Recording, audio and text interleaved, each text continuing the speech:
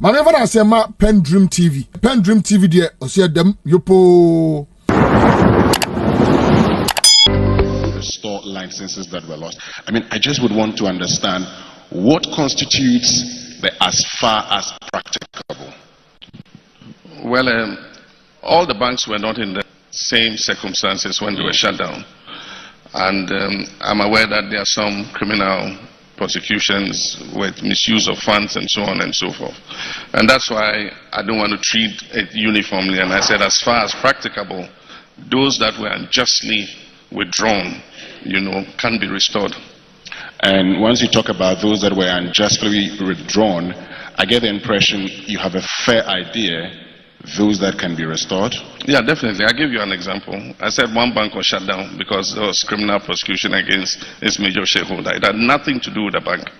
And there might be other such cases. And so we need to look at all of them and see whether the withdrawal was just or it wasn't.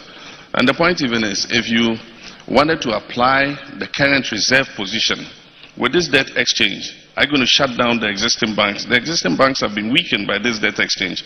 If you apply that same principle, you apply to the indigenous banks, you probably will withdraw the licenses of some existing banks. But government is willing to assist to build those banks back. And the question I ask was, why could we not have done the same with indigenous investments in our banking sector? Today, most of those banks belong to Ghanaians. And today, the banks that are wholly owned by Ghanaians in the finance are few. Most of the banks are the big multinational foreign banks. And you don't even need banks to be of the same capitalization because they address different segments of the market. You don't want everybody to be a 400 million Ghana cedi bank that makes big credits to big business. You have small traders who rely on banks like Undum's Bank, GN Bank. I've traveled around this country. Every single district you go, every single community you go, you see that small brick and tile GN Bank. And it was accepting deposits of 50 cedis, 100 cedis, and so on and so forth. And that created a network for private credit to the lowest of the low in our countries, in the rural areas. And so we should have thought through this properly. And that's why I said, why turn a 4 billion problem into a 25 billion problem? We could have used far less money to turn those banks around. Government could have done like has been done in other places. You give the support that the bank needs to turn around, take a part of it, and as the bank builds back, it takes back its equity, paying the support that you give. It's been done in many countries. Why couldn't we do the same here? Okay, so I mean, in moving away from this one, so for that one that you made reference to, for instance, we can reasonably infer it's one of those that you look at and one of those that would meet your as far as practicable condition. Well, we've not done an analysis of them yet, but okay. I'm saying that as far as practicable, if the withdrawal of the licenses is deemed to be unjust, we would look at restoring it. Great. You also talked about creating a conducive environment for business. It's one of the things we talk about most of the time. And what I want to find out from you is what for you constitutes a conducive environment for business, and giving the chance, how you would want us to create that conducive environment. We are in competition in our sub-region for investment, both domestic and foreign. And so we must create the environment that allows businesses to thrive and grow. And one of the first basic things will be to have a stable economy. This yo-yo economy that we have, boom and bust, is not good for business. And so the last time we went into an IMF program, I said this must be the last time we go. We must manage our economy prudently so that it's predictable. It creates an environment where businesses are not surprised by new government policy in terms of taxes and so on and so forth, by deterioration in the value of the currency and all that. Unfortunately, we grew 8-point-something%. We had done all the heavy lifting in 2015 and 2016. Of course, we did a 3-year program because we wanted to send a signal that our economic rehabilitation recovery program could transcend political regimes. And that's why we agreed for the 3rd year. That came in 2017. And so it was this government that came and completed the 3rd year. And so there was still some discipline in the third year because we were still in an IMF program. As soon as the program ended, Kenke Party, and then we started mismanaging our own affairs. Of course, Nkrumah said we should be able to mismanage our own affairs. And we started mismanaging our affairs, and today we're where we are. The red flag was raised about excessive borrowing, and nobody will listen. They said, oh, well, we're getting that money because we are credit worthy and the international market trusts us. Today, that same international market has shut you out. And so, that's why I'm trying to give some positive solutions. For instance, I made the remark just now that we should review the Public Financial Management Act to include capping the rates of debt accumulation. And so we can say that, look, we cannot do more than 65% debt to GDP. Okay. And so if a government is, surpassing the 65% debt to GDP, it has to hold the brakes. We must reduce non-concessional lending. And we did it in 2015. In agreement with the IMF, we agreed that we will not borrow more than $500 million non-concessional finance. Every other finance will be grants and concessional financing. And with that, we were able to manage our debts. We left end of 2016 with a debt to GDP ratio of 56%. Today, we are in excess of 100%. And so, legislation to cap how much government accumulates in debt will become necessary, so that tomorrow another government doesn't come when we have achieved stability and goes on a borrowing spree and creates the same kind of problem that we have. So a conducive environment for the private sector is to have stability and predictability in the economic management, that the CD is going to remain relatively stable. Even if it deteriorates, it will deteriorate at a gradual rate every year, instead of bump from 6 to 13 CDs to $1. And I mean, if inflation goes up from 15 or 16% to almost 54%, these are the things that affect businesses and either make investors fold up and go away, or some of them, move out to our neighboring countries. Great. So you talk about, creating jobs. I mean, one of the things that I'm sure a lot of, businesses will be excited about. But you also talk about a little bit of digression. That's the IMF and everything you've talked about. Well, that's become our story recently. Lots of the conditionalities that you said, well, we got to realize after the approval, actually talks about government limiting wage increase and employment for it. These jobs that you're talking about, that if you are giving the chance in 2025 you're going to create, how do you intend to go about it? Yeah, so like I was saying, we should, before we went into an IMF program, have put our house in order. And that's what we did successfully in 2015. You remember we had the Century Forum? Yes. We did it to come out with a homegrown fiscal consolidation policy. We invited industry, we invited academia, civil society, political parties, everybody.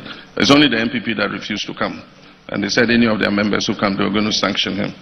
So Osafo had agreed to come. At the last minute, he pulled out because his party said they'll sanction him. The only brave MPP person who came was Kwame PNM. And I respect him up till this day. But we had a wonderful conversation. PV Obeng of blessed memory and a small team were made to synthesize the whole Century Forum discussion. And so they came with the Century Report. And the Century Report became our homegrown fiscal consolidation policy. So at the time I took the decision, in consultation with our economic management team, to go to the IMF, we had our document ready. We knew what we wanted to do ourselves. Indeed, we had started to implement it in the budget of that year. Just that for policy credibility, the international community didn't believe that we could maintain that discipline in terms of, implementing the homegrown fiscal consolidation policy. So the EU and everybody was still withholding their grants and all that, even though we're factoring it in the budget. And that is what was creating a bigger deficit, because you factor it in the budget and they don't release the money. And so it creates a deficit in the budget. Then the next year you factor it in again, they don't release the money. So we said, okay, I think they just want IMF as a headmaster to come and stand over us and mark our script and all that. So we said, okay, we'll go to the IMF. And so we did. And when we went to the IMF, we went with our program. The country had seen it, we had published it, we had announced it in the budget. And we had a lot of the things that the IMF agreed, we had put in there ourselves. For instance, in the public sector, we said that we're going to impose a net freeze on recruitment. What a net freeze means, and indeed our political opponents hit us with a gudgel on the head because of that, was that if 30,000 people were retiring from the public services this year, we will employ 30,000 people to replace them. The only sectors that were exempt were education and health, where we're going to employ based on the needs and capacities in the sector. But every other public sector was going to be a net freeze. Now I've seen the parts of the agreement. It says 0.5% increase in the public sector. So there's going to be a restriction in how much government can employ in the public sector. And so the unbridled recruitment of people day in and day out is going to be constrained for the next 3 years. And that is what brings the private sector in. Okay. Because if there's going to be employment and recruitment, it's the private sector that must absorb them. But I mean, if you look at the difficulty the private sector is going through itself, in terms of the new taxes we've imposed, high utility bills, it's also going to constrict their ability to be able to absorb the excess, labor that is in the market. And so that is what we need to put our minds to. And that is the conversation I'm asking that government should have. And government should have had before going into the IMF. Any special policies you propose around this time to enable the private sector to absorb these persons? Well, there's a time we should have been given tax breaks to stimulate private sector, but we're rather increasing the burden of taxes on the private sector. And that's what I was asking, what happened to the famous taxation to production mantra that was touted? That never happened. Today they're paying more taxes than they've ever paid in the history. But I do think that if the economy stabilizes too, it will improve the business environment. It will bring back some of the investors who have left, some of those who have left to neighboring countries. We should be able to attract them. We should go out of our way on investment drives to bring some of the labor-intensive, light manufacturing jobs to Ghana. As I think it was the IFC man said, in Asia and other places, population is becoming an issue. Labor issues are going to come because they are having fewer children. And the part is they are growing their economies to the higher end of production. And so there's a certain vacuum there for producing leather goods, for producing clothing and things that Bangladesh and Vietnam and all were very interested in. Even in the agribusiness space, like he said, there's a limit. They've reached the limit of growing rice because the paddies are finite. And so where is the next place for growing rice to feed the rest of Africa? Africa still has more than 50% of the world's arable lands. So areas that we can begin to look to. Malaysia came and took the palm fruit from here. Today we import palm oil and vegetable cooking oil from Malaysia. Meanwhile, we have huge lands because of our land tenure system. It is not possible to acquire them to get investors to come and grow oil palm so that we can feed our own industry. Here we are importing hundreds of thousands of tons of palm oil to feed Wilma and our vegetable oil processing companies here. How can we utilize those lands and interest these captains of industry to look at agribusiness and agricultural production to what incentives can we give? And that's why I say a dialogue and a conversation is important. We want to talk to Wilma, we want to talk to Olam, we want to talk to all these who have the technology and capacity to do it. They've done it in other countries. What incentives do they want government to give them? Okay. In order that they help us with cotton production in the north, that will bring extra incomes to poor northern families. How do they help us to grow the palm oil that they use for their industry? These are all things that we can have a conversation about. Finally, you haven't talked about those taxes. Is it my understanding that if given the chance, you would reverse these taxes or you actually scrap them? Or you would reduce them? What would you do? Well, you're not going to be able to do it as long as you remain in the IMF program. Once they sign on the dotted line and commit to those taxes, a new government that comes in 2025 is not going to be able to renege on those taxes. But it's a 3-year program from what I understand. So 1.5 years of that program is going to be part of the term of this government. And then it means that in the term of a new government, 1.5 years of that term would also be under the IMF. And so whatever they've appended their signature to is going to affect, a new government that comes in. It's only after 1.5 years, when Ghana has graduated out, that you can look at those taxes and gain and say, look, we can give some relief to the industry in this regard because our revenues are doing better, production is picking up, the economy is more stable. And so these are things that you can review, after the program has ended. But for now, we've locked ourselves in. Well, our time is also up. Thank you very, very much, Mr. John Dramani Mahama.